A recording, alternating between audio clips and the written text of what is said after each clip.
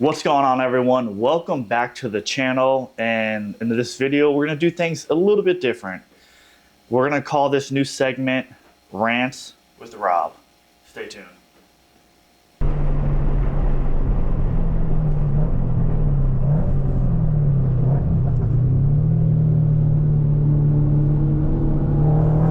So like I said, we're going to do a new segment, Rants with Rob, where I'm going to answer a lot of the questions that you guys send me in the YouTube comments and on my IG. So that's kind of what I wanted to do now. When I'm not racing, I can kind of help answer some of the questions the best that I can with the experience and knowledge that I have today. Number one, how to start tracking my car. So I get this question quite a bit. And I once had this same question when I was younger. You know, out of high school, everyone really cared about just having the faster car. And we did a lot of drag racing, which is fun, it's exciting, but that's it. You floored in a straight line.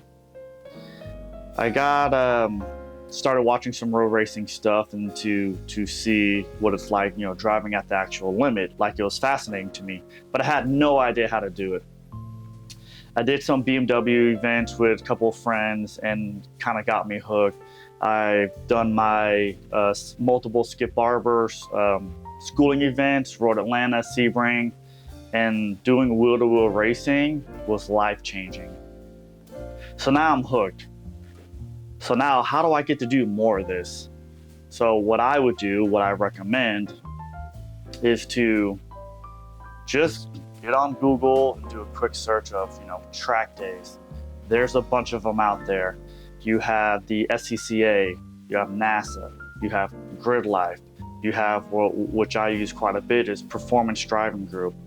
And this is just getting your feet wet, seat time. It's the most important thing. So, you know, log in, go to any of the websites and find a track near you. If you're in Florida, you can even go to the firm and you can run almost every weekend there. And that's a kind of a good starter track there. So, you know, like I said, just Google it, get online, figure out where you're located, sign up. I would highly recommend you do the beginner and you hire an instructor, because getting on track, it's very overwhelming, and you're nervous and you're scared and you're very timid and you're like, I don't know what to do. I don't know where I'm going. I don't know, you know, where to brake, stuff like that. Get an instructor. Like, spend the money and just listen to what they have to say.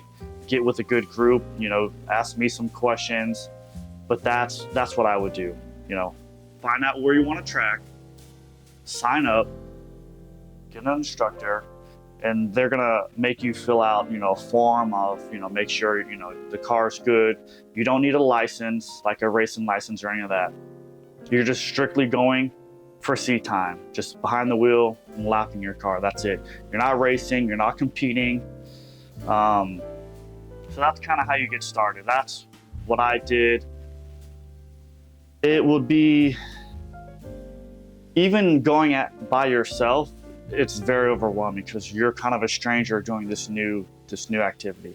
So bring a friend, you know, or a buddy of yours that wants to track, and then it kind of takes some of the pressure and the anxieties off, and then you have a lot of fun. So that's what I would do.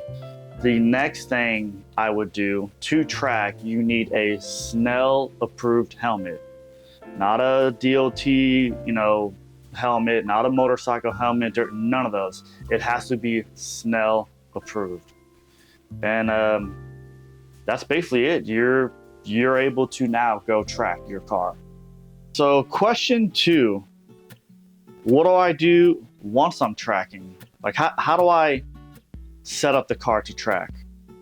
That's a really good question, because there's a lot you can do. So you signed up.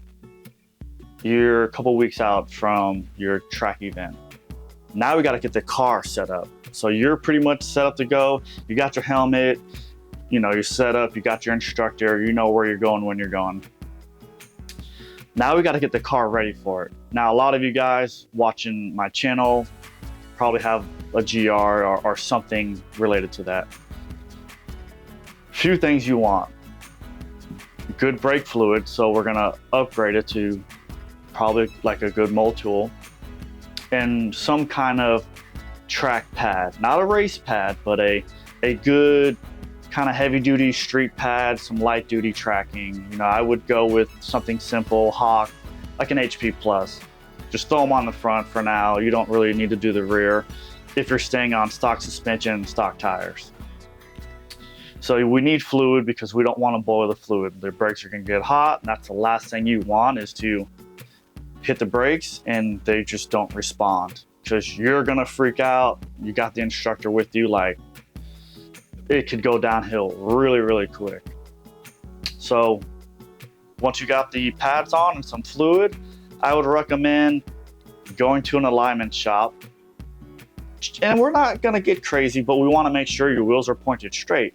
You know, we don't want a whole lot of, you know, you don't want your car to veer and be funny on track. Like you want the confidence. If you don't feel the confidence in your car, it's going to be hard for you to like go faster and faster. So we just want to make sure it's good. And if you feel, you know, you want to go more of like a performance alignment, we can do that. But it's not necessary for your first time out on track. The safety thing. So tires are good tires, but you know, brakes, the alignment, and we want to look at the tires. You know, if this car's stock or new and you're tracking it, the tires are the most important thing on a car, because that's the only thing touching the ground. So if your tires aren't, you know, aligned right, or they're worn out, you're not going to have a good time. And you know, just the basic maintenance. Change the oil, make sure it's good, put a good quality oil in it, and that's it really. And just go out there, get some seat time, bring a lot of water, an energy drink, some caffeine to keep you awake, and I would say that's about it for your first time going out. And also some tools, a good air gauge, good air tire gauge, and something to torque the wheels, right? So like a nice, you know, torque wrench, air gauge. I don't know if you need any more than that, you know, maybe a quart of oil, and that's it. You know, take some notes, document, you know, what's going on. And I would say that's probably what I would recommend for your first time just jumping in, right? We're not spending a bunch of money, but now you and the people around you, like, you have the confidence, it's safe, and you know, you have peace of mind. You shouldn't have to worry with just doing these basic mods. We're gonna go to the third question, and this is a really good question, because no one ever asks, you know, I kind of know how to get started, I know kind of what to do to get to the track and on track, but no one ever asks, what do I not like, I don't want to do on track.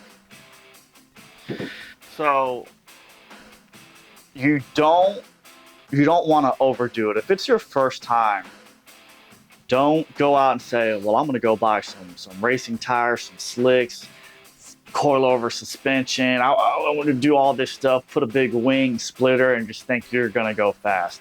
It's probably the worst thing you can do for yourself. Because what happens, the limit is, instead of, you know, street tires, no aero, you know, very little bit of grip, you're here. You put sticky tires, some aero, some suspension, and aggressive track alignment, the limit, right? Like, you're here. You can push the car a whole lot faster.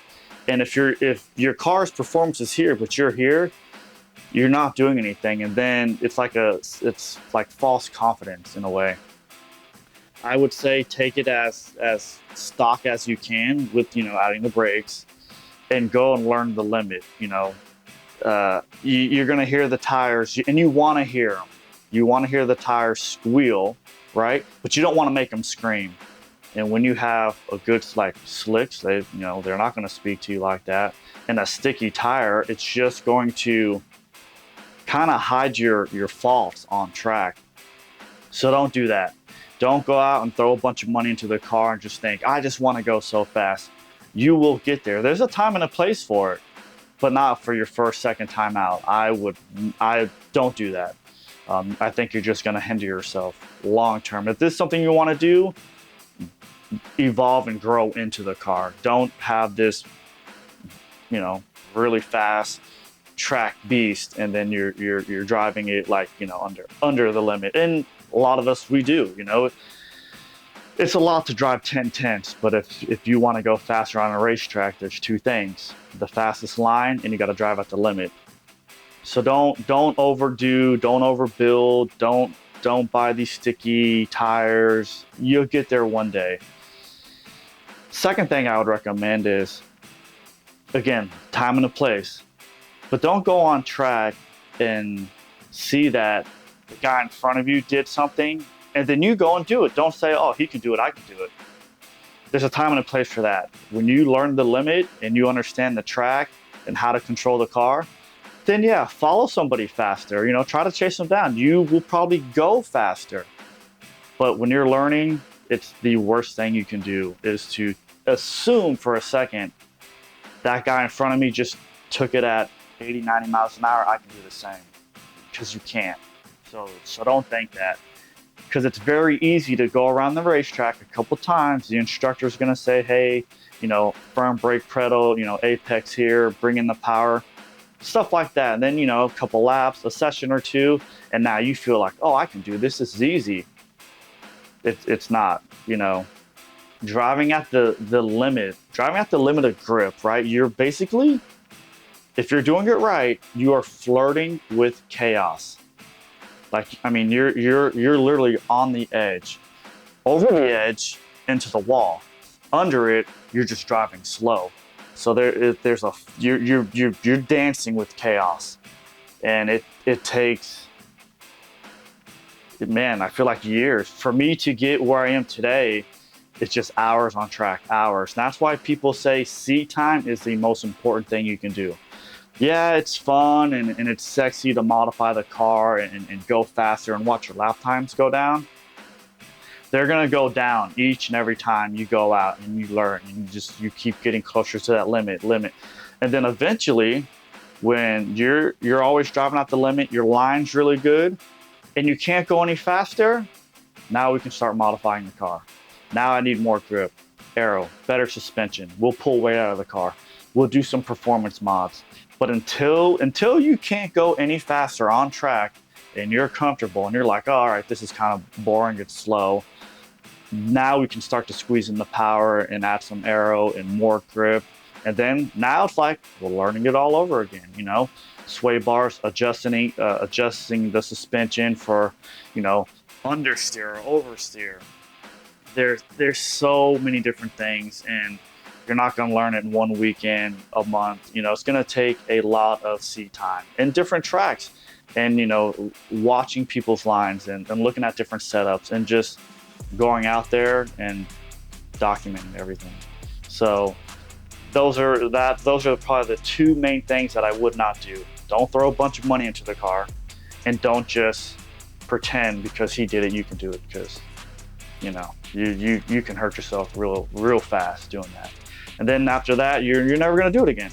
So, one step at a time. We gotta crawl before we walk, and then walk before we run.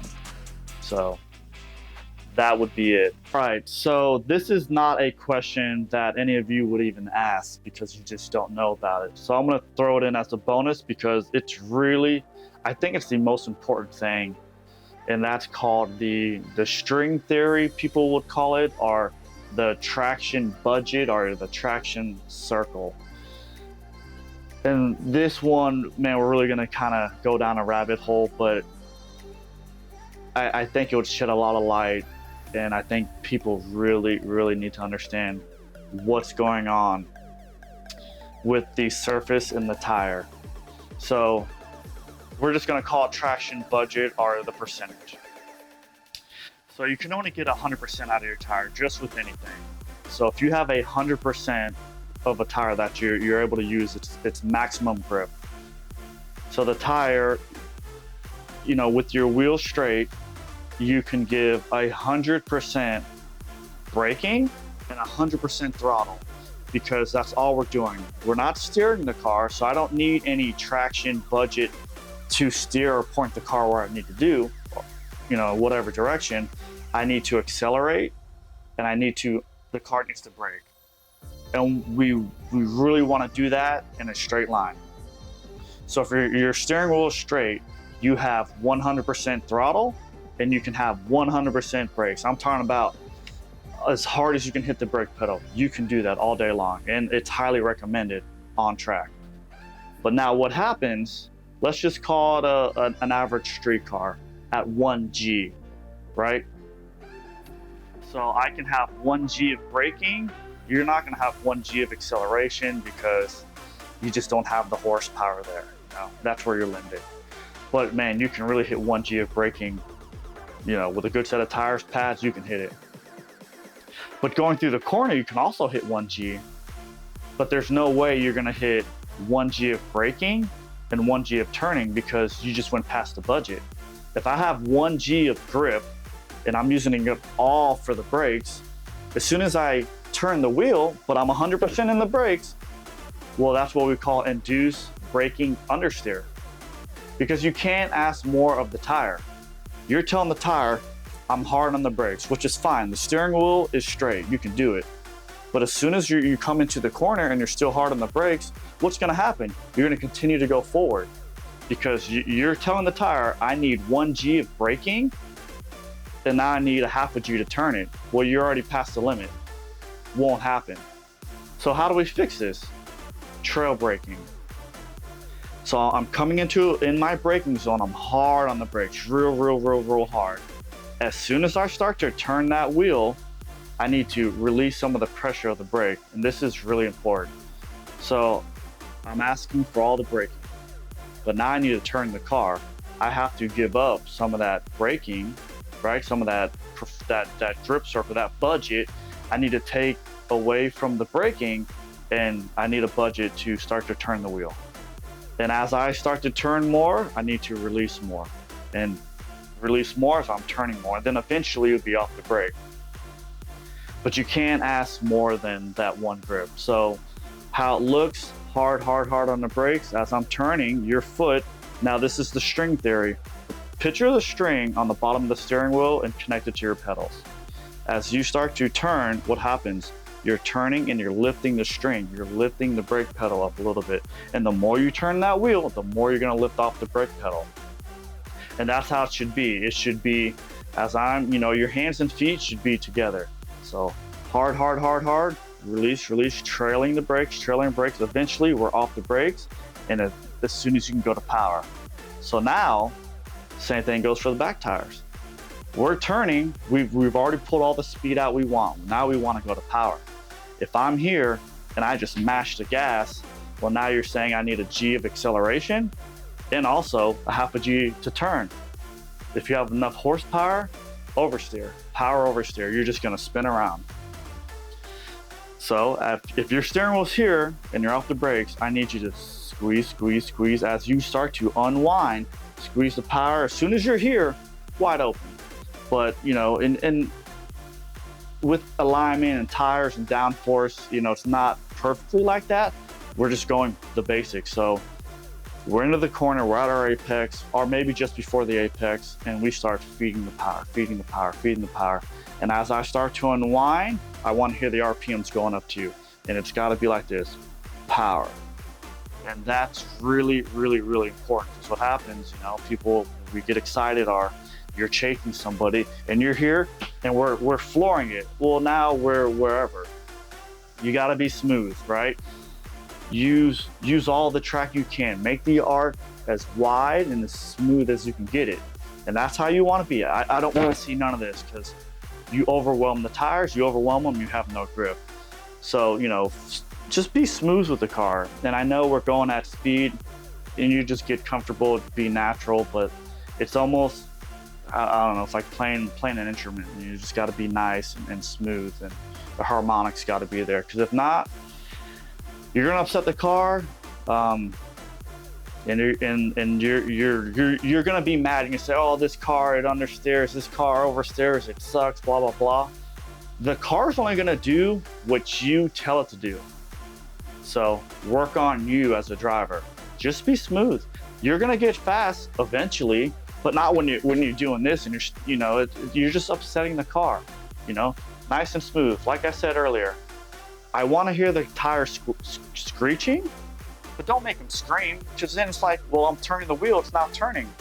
Well, what do? You know what I mean? Well, it either takes some brake out or you're going too fast. There's so many different things. And that's when you can start to play, using the gas and the brake just to load the suspension. Where do I need, the weight and the power and the grip through this turn on the exit? So that's kind of the string theory, the traction budget. Hopefully that helps out. If you have any more questions, please comment down below, reach out to IG. And if you guys like kind of this whole new rant with Rob, this segment, maybe it's something I do. Hopefully you guys like it. Thank you guys so much for watching, and we will see you in the next video.